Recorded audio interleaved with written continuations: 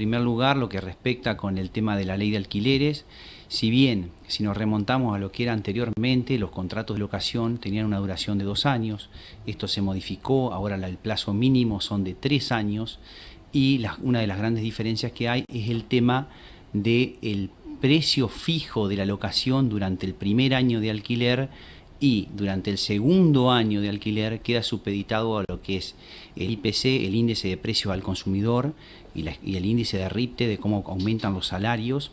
Si bien la ley en principio mostraba ser muy prometedora, la nueva ley, por la gran estabilidad, 3 años, y no tener un contrato, volver a hacer un contrato en un plazo de 2 años, que eso implicaba gastos a los inquilinos más que nada, y también el tema de los gastos que se originan al momento de realizar un nuevo contrato, ya sea gastos de flete, mudanza, certificación de firmas y demás.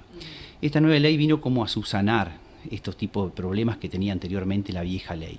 El gran problema que se origina es la inflación. Durante el primer año los inquilinos saben cuál es el precio fijo que van a terminar pagando, pero queda supeditado a una especie de azar, por así decirlo, lo que va a ser el segundo y el tercer año de locación por el tema de la inflación. El año pasado, en el mes de octubre, el tema que fue de un 57,2% más o menos el aumento del índice inflacionario, así que ustedes imagínense, a modo de ejemplo, un alquiler que costaba 10.000 pesos, hoy estamos hablando, a un 57% se va a 15.700 pesos, y eso origina un cambio bastante brusco, por así decirlo, en el bolsillo de los inquilinos, que son las partes más débiles o más damnificadas. Eso por un lado. El otro gran problema que hay es la gran demanda habitacional, y en el mercado, si bien no hay tantas propiedades para satisfacer la demanda, y eso hace que los precios de la locación aumenten de una manera considerable, por así decirlo, a pesar de que todo ha subido. Después, el otro tema que han fijado en la nueva ley es el tema de los domicilios electrónicos, que antes no se tenía por escrito en los contratos de locación. Ahora el domicilio electrónico puede ser un correo electrónico, un número de teléfono, lo que sea, que todas esas notificaciones cruzadas entre locatarios e inquilinos, locador e inquilinos, sean tenidas como válidas, ¿no es cierto? Después, el otro tema que hay es que la vieja ley, por así decirlo, lo que fijaba era que era un trato más personalizado entre el locador y el locatario, en cuanto a que cómo se aumentaba periódicamente. Las personas ingresaban a un departamento o a una casa sabiendo cuál era el precio que iban a pagar y cuánto iba a ser el aumento periódicamente, que se regulaba cada 6 meses en un 15% a un 30% en el año en total. Entonces eso daba una cierta certeza y una cierta seguridad. Hoy en día, lamentablemente, con esta nueva ley, la gente hace un contrato de locación y no sabe con qué se va a encontrar el año siguiente. Y esto es lo que genera una cierta incertidumbre e inestabilidad también.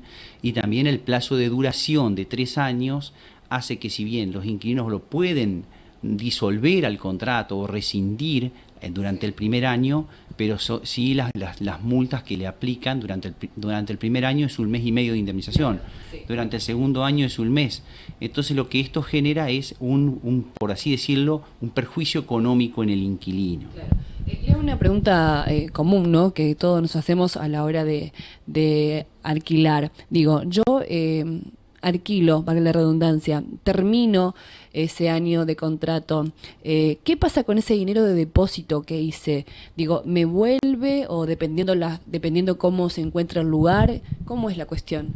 Bueno, en primer lugar, la nueva ley fija que se puede cobrar solamente 1 mes de depósito, y ese mes de depósito tiene que ser equivalente al mes que se paga de locación, o sea, el canon mensual. Un ejemplo, se fijan, hoy en día un departamento aproximadamente están entre 12, 13, 14, 15 mil pesos. Le pueden exigir solamente 1 mes de depósito. Lo que dice la nueva ley, que ese mes, al momento de terminar el contrato, la persona, o sea, el dueño del departamento, el locador, por así decirlo, se lo debe reintegrar al inquilino. O sea, no es como antes, que se lo quedaba.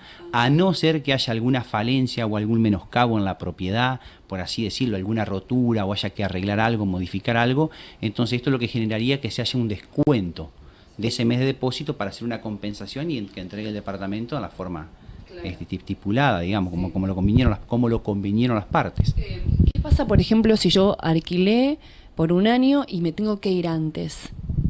Bueno, muchas veces, en este caso, todo depende, como siempre digo, es el trato que vayan a tener tanto los inquilinos con los locadores, porque muchas veces lo que sucede que hoy en día, que si una persona se va antes de un departamento, hoy ya no estamos en un problema como era antes, que el departamento no se iba a alquilar. El departamento se alquila automáticamente, en cuestión de días.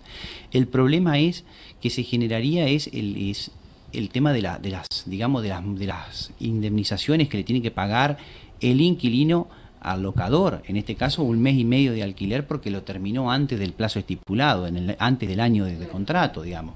Eso es lo que pasaría, digamos. Doctor, ¿por qué hay una gran demanda de alquileres? ¿Qué es lo que está sucediendo? Bueno, en primer lugar, lo que ha sucedido, si nos remontamos hace unos años atrás, esto no es algo nuevo, digamos, o sea, esto viene de vieja data. Si hablamos, hubo una ley en el año 45 que obligaban a todas las propiedades que estén en desuso o deshabitadas, el gobierno incitaba a que las alquilen, ¿no es cierto?, en primer lugar. Uno, que hay un aumento exponencial de la población. En el caso de acá, de la localidad de Villaguay, tenemos muchas carreras, es como se ha convertido en una ciudad universitaria.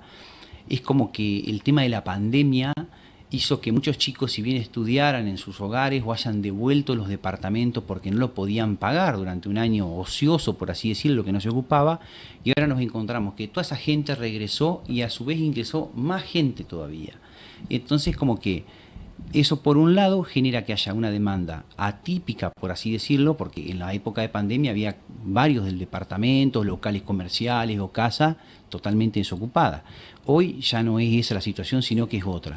Otro de los problemas que se da es que el metro cuadrado de construcción ha subido, o sea, de una manera exponencial, hasta en dólares, digamos, la inflación que tiene la construcción hoy en día.